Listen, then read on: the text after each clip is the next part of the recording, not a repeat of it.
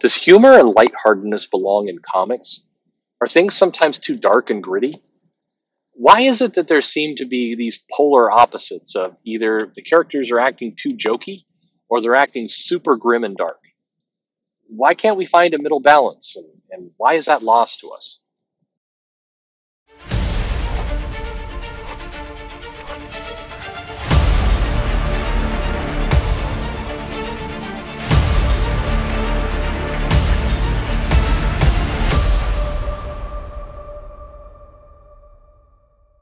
Hey there, this is Perch. See if this rings true for you. And I guess I should say at the offset, whenever I do videos like this, there's always somebody who comes in and points out the multiple exceptions to what I say, and there definitely are exceptions. I want to just start this off by saying, yeah, I'm not speaking in complete absolutes here. There are definite exceptions to what I'm about to say, but I'm seeing a trend, and the trend goes something like this: comic books seem to take one of two tones, and only one of two tones. The first is kind of a jokey, quippy, what a lot of people describe as Joss Whedon type humor, or maybe a less fond way, Adventure Time humor in the book, and that's where the characters are kind of joking around, where the threats aren't really threats, and where nothing seems that serious. It's where in the middle of a fight, the characters will banter back and forth to each other, and there's never any real danger, and the stakes are not high, and it's kind of a the characters will stop in the middle of the battle and have a conversation about their favorite coffee shop or this kind of thing, and it's treated like what a lot of people have called a lifestyle book. I don't know what a lot of people use that word. I'm not sure they all know what that means, but it's just basically it's jokey. And titles that do this, I mean, if you pick up Squirrel Girl, if you pick up the Uncancelable Wasp, if you pick up some titles like that, then the Unstoppable Wasp. I swear to God, it's now so stuck in my head that riff. I shouldn't do that anymore.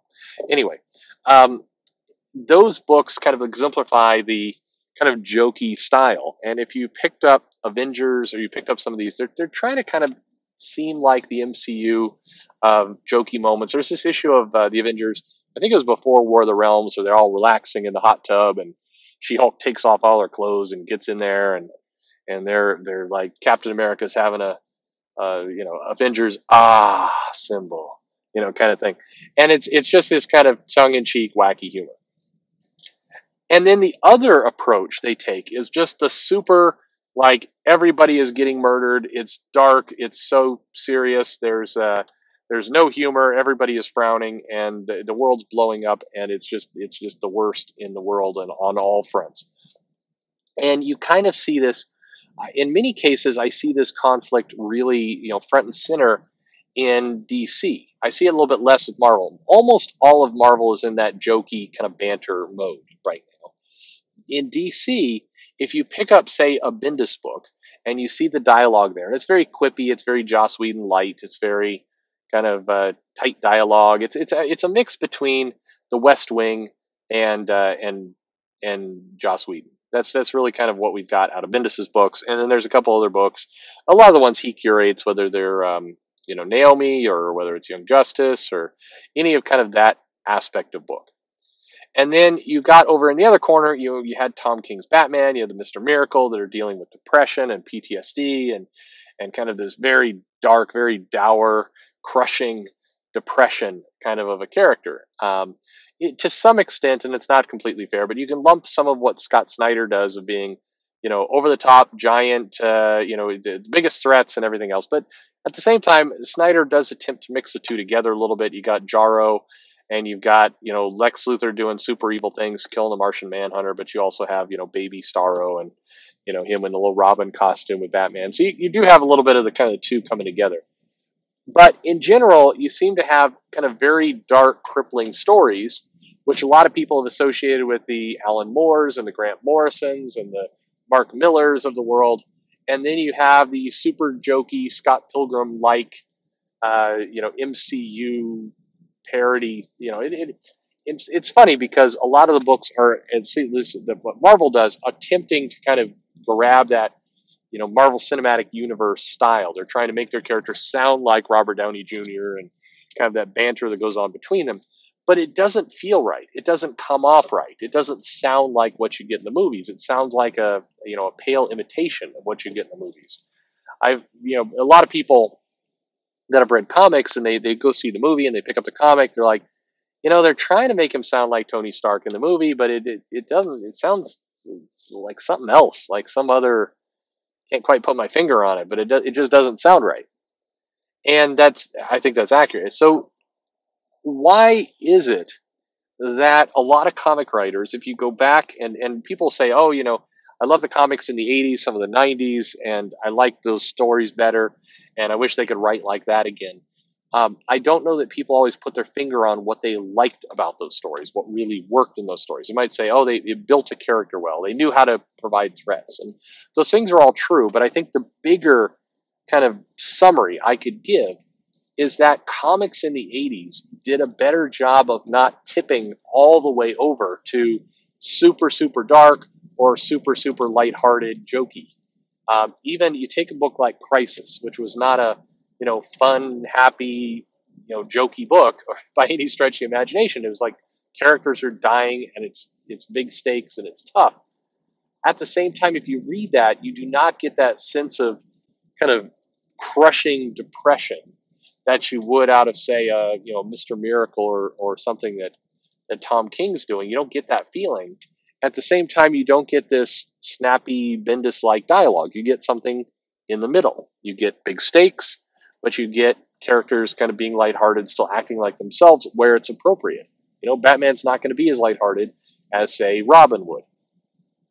And over in Marvel, I mean, look at Secret Wars. You had, pretty big stakes. You have people ripped from their homes. You have Colossus pining over Kitty, but then falling in love with somebody else. You have, you have Reed Richards wanting to get back home. You have a lot of kind of big things going on and characters going through some turmoil. You have the Thing deciding that he doesn't belong on Earth anymore and he's going to stay behind. And you have the entire world could be destroyed. I mean, you have big, serious threats going on, but it doesn't feel like V for Vendetta or Watchmen. It feels like it's kind of in the middle. Now you might say, well, what about V for Vendetta or Watchmen? Weren't they published in the same period? Yeah, they were, and they were certainly dark and grim and all the rest, but they were the exceptions. You had those books kind of on the outliers, just like you had things like What If had a more jokey tone, or you had Forbush Man, or you had some of the Fred Himbeck Destroys the Marvel Universe. You had books like that. It just, not every Marvel book was Fred Himbeck Destroys the Marvel Universe. You had most books kind of in the middle. And to me, that's the biggest thing that has changed, certainly in modern times, is we've kind of narrowed it down to one or the other. And that's it. That's all the styles we're writing now. And I think that's, I wish that if there's one thing I could erase from comics, it's people trying to ape or mimic Joss Whedon's style. I think that Joss Whedon did a decent job in Astonishing X-Men. I think that was a good read. It was fun. It was, characters weren't necessarily acting like themselves, but all the same, we've got some good lines out of Colossus and out of Cyclops, and I think characters were, more or less kind of doing an okay job. It fit. And by contrast, the people who are trying to mimic that style today, it is why, on the whole, I do like a lot of what Kelly Thompson does. I think she's got a respect for the characters, and I appreciate it. But the quipping and kind of dialogue feels like somebody trying to be a cross between Joss Whedon and Brian Michael Bendis at times, and it takes away. Every time it comes out, it takes me out of the characters. And I'm curious what you think. As a reader, do you notice this? Have you read comics for a long time? New readers might say, hey, I like that style. That works for me. That's totally cool. Notice at no point during this video did I say that people were wrong if they liked the super grim style or the jokey happy style. You're not wrong for liking it. And if you do happen to really love one style over the other, then, you live in great times. I mean, particularly if you like that kind of lighter, jokey Marvel style, I mean, good news for you, because almost every single book caters to that. So you're living a you're living a bountiful life right now. But we have, if you go and you look at some of the older issues, we have lost something along the way in terms of how these books are constructed and how they come all together. We have lost something. So anyway, what do you think about all this? I'm curious to get your thoughts. Leave me a comment below. Let me know if any of this rings true or if I've completely missed the mark. Quite possible that I have. I tend to from time to time. So, always happy to get your opinion on the subject. Like, subscribe if you haven't already. Would be very, very pleased and thankful if you subscribed. Always very appreciated. But for right now, right here, that's a James. Never mind. That's a dumb song from the '90s. Anyway, I was right here, right now. What am I saying? Uh, how did I get there? Worst ending ever. Thanks for listening.